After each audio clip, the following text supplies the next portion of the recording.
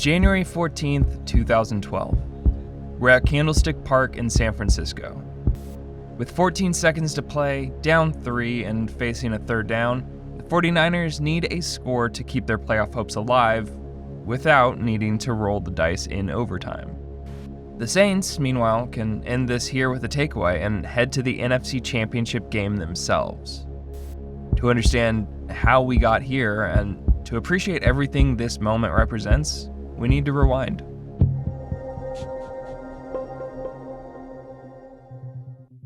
While moral victories are meaningless in football, for all of these Niners, just being in the playoffs is a huge relief.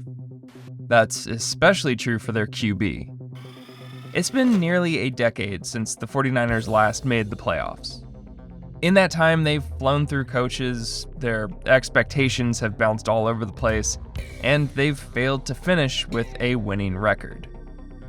Stinky seasons do provide the ability to draft amazing talent, but that's been part of their issue.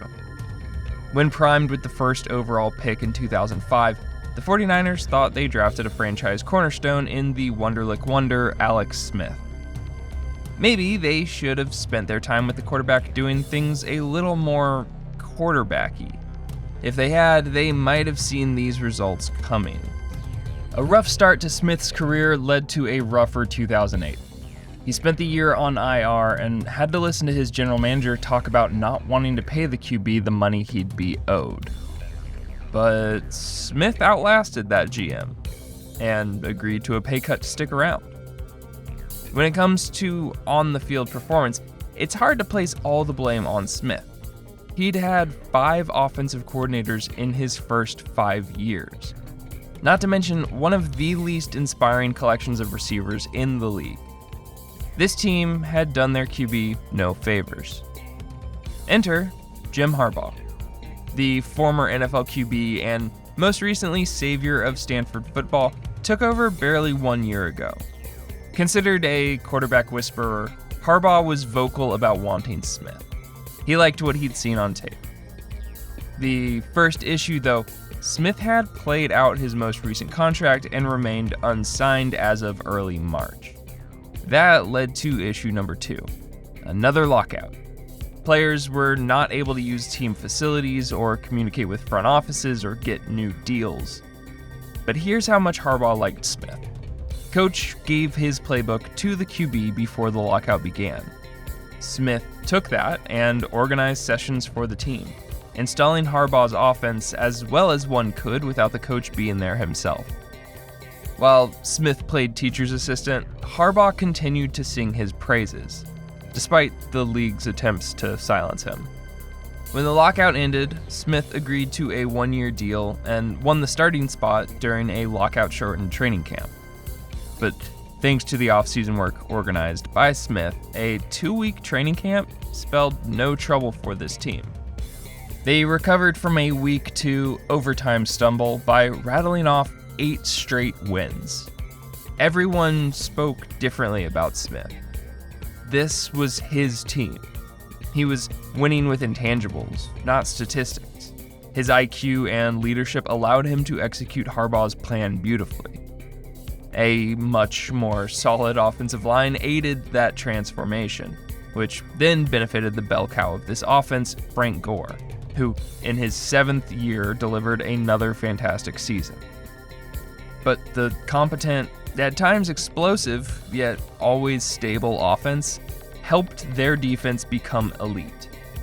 In 2011, the defense made life miserable for the opposition, particularly on the ground. They swallowed up running backs, they overwhelmed quarterbacks, and they kept everyone from scoring. This team fully embraced their new and frankly bizarre leader. They finally matched, then surpassed expectations, and delivered the franchise's best season since 1997. And now, Alex Smith can steal a postseason win for San Francisco. The trouble is, remember the whole Niners defense keeps everyone from scoring thing? Well, would you look at that? This Saints team already proved their greatness. While their defense was nothing to sneeze at, the offense carried this squad. Sean Payton has served as their offensive composer, the mastermind behind an attack meant to overwhelm a defense. Drew Brees is the conductor, a precision-oriented genius who sees what's coming and adapts, then blows the doors off opposing defenses. That went on full display this season. Two somewhat new faces helped fully unlock Peyton's offense. Jimmy Graham, a second-year tight end, became Brees' go-to guy. The 6'7" unstoppable force proved capable of home run plays and moving the chains at will. Meanwhile, the 5'6" Darren Sproles, an off-season addition to the backfield, quickly found a connection with Brees, hauling in everything thrown his way and setting a career high in scrimmage yards. Those guys made life even easier for Marcus Colston, an incredible possession receiver who mainly operated out of the slot. This meant Brees had 3 safety valves, all with big play potential. So they've got the tools, but what about results? Well, I'm cherry picking here, but it's the quickest way to appreciate what New Orleans achieved. They did take a little time to settle into things. Despite scoring at least 20 points in every game of the season, New Orleans hit the midpoint of 2011, sitting at 5-3. However, from there, all they did was win. The biggest change came in the turnover department. Even though they poured points on in the first half of the season, they gave the ball away 13 times in those 8 games. Down the stretch, that number was just 6, and never more than 2 in a game. And that meant Brees could finish drives in historic fashion. He won the NFL's Triple Crown and shattered Dan Marino's 27-year-old record for passing yards in a season. While the Saints' 13-win season wasn't enough to earn a bye, their offense got one more tune-up on wildcard weekend. Detroit, or Calvin Johnson, showed some holes in New Orleans' defense, and the Saints actually found themselves down 4 at halftime. But 5 straight touchdown drives turned this game on its head. Sure, it's nice to stay balanced, but when you need the win, just let Brees air it out for 450 plus. It really had been just that easy. That victory meant the Saints would get a chance to do what no Saints team has ever done: win a playoff game on the road. And right now, they're in pretty good position to do so. But again, how have they put up over 30 points on a defense that allowed just 14 per game in the regular season? Well, I guess patience is the answer. Remember how turnovers derailed their start to the season? New Orleans' first 4 drives of the game resulted in 2 fumbles, 1 punt, and 1 interception. Most painfully, they fumbled their first drive while knocking on the goal line. In response, the 49ers capitalized. Alex Smith threw for a pair of touchdowns, then David Akers made it 17-zip at the start of the second quarter. Again, what does New Orleans do when in a hole? They let Brees cook. An 80-yard drive capped off with a Jimmy Graham touchdown. A 66-yard drive that ended with Marcus Colston. And just like that, we had a 3-point game at halftime. Neither side did much to open the second until the 49ers reclaimed a 6-point lead with 7.5 to play. And that sparked a proper slugfest. In the crunch, Brees picked San Fran's defense apart. He dinked, dunked, moved the chains, then Sproles did his magic. What looked like a casual checkdown turned into Sproles becoming an untouchable flash.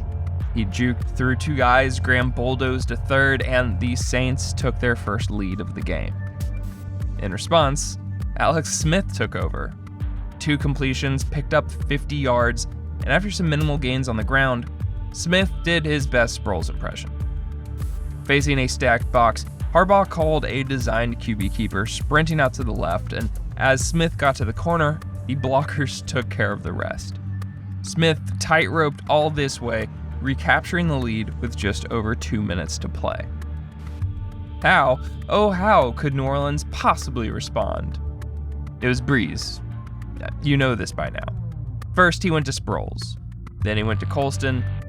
And then on his 62nd pass attempt of the day, Drew found Jimmy running up the seam. Right here, it should be impossible to be this smooth. All 6 feet 7 inches of Graham glided through the air, plucking the ball between 2 defenders coming for his head, and somehow regained his speed and fended off Carlos Rogers to go 66 yards. Poof, the 49ers lead was gone. The Saints upped their lead to 3 after a successful 2-point conversion, and that's where we find ourselves now. 3-point game, overtime looming, one last shot for the 49ers to wrap things up in regulation. By now, you might be feeling a sense of deja vu. San Francisco down late in a playoff game with a chance to win it. Well, it is a situation that they've known well. NFL history was made in this very stadium on January 10th, 1982. Dallas Cowboys at San Francisco. 49ers down 6, 58 seconds remaining, facing a 3rd down on the Cowboys' 6. Welcome to a different moment in history. Looking, throwing in the end zone. Joe Montana found Dwight Clark for one of the most iconic catches we will ever know. It ended the Cowboys' NFC dominance and ushered in the start of a Niners dynasty. That play is now known as simply the catch. But this franchise has a flair for these moments. Jumping ahead to 1999, again at Candlestick Park, and again the Niners found themselves down 4 with 8 seconds left. Steve Young stumbled as he dropped back, and welcome to yet another different moment in history. Somehow, in the midst of 5 Green Bay defenders, Terrell Owens hauled in the game-winning score to keep their Super Bowl hopes alive. For this moment, the only appropriate name was the Catch 2. If San Francisco pulls off the comeback, they'll be adding to quite the legacy. So, who could be in line to haul in the catch number 3? Well, all the way down here, we've got Kyle Williams. No offense, Kyle, but you'd be quite the unlikely hero. To his left is Michael Crabtree, the team's best receiver, but the competition is a bit weak. There's a chance this could be the guy, but he's been mostly held in check so far today. Okay, what about Justin P? Nope, sorry, not you, bud.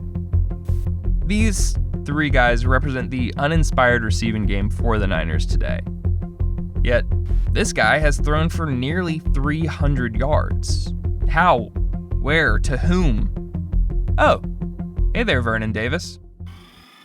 A year after drafting Smith first overall, San Francisco took Vernon Davis with the 6th pick in the draft. Mighty high for a tight end, but Davis profiled as a very, very special player. His speed was off the charts for the position, and he immediately showcased his potential by securing his first NFL reception for a touchdown. There was a learning curve, and maybe a little more frustration spilling over than one would like, but that fueled Davis to find himself and to commit to this team. By the time Harbaugh came on, Davis's complete skill set helped power this offense, which in his first career playoff game was required. All day, Davis has been there for Smith. The tight end opened the scoring with a 49-yard catch and run, making these Saints DBs look like pee-wee football players and sauntering in for 6. He added gains of 20 yards, 37 yards, then most importantly, when the Niners found themselves down late, he provided the spark. After a couple of decent gains from Gore, Smith yet again found Davis over the middle, dodging defenders and picking up a massive 47 yards in the blink of an eye. Just like that, the Niners were in position to tie it up, but also had time for more. Gore picked up 6 on the ground, Smith spiked it to stop the clock, and we found ourselves here. Down 3, the Niners have one last shot at the end zone. Given the Saints' ability to score at will and the impact of another coin flip, they want to avoid overtime. A win here for San Francisco would send shockwaves across the NFL. After so many down years, they'd be back. A conference threat led by a duo that has begun crafting their new legacies with each week of play. But New Orleans has a say in that.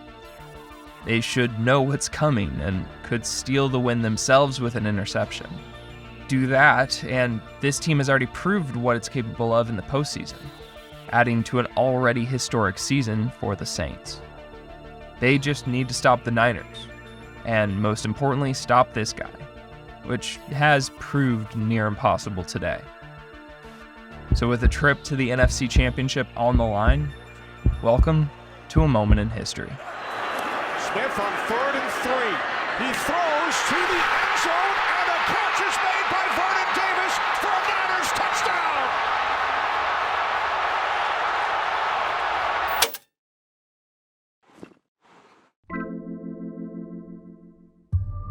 As always, thanks for watching. Let us know in the comments what rewinder you want to see next, and if you want another story about these Niners, Alex has you covered with Collapse. Make sure you subscribe to Secret Base to ensure that you'll see us very soon.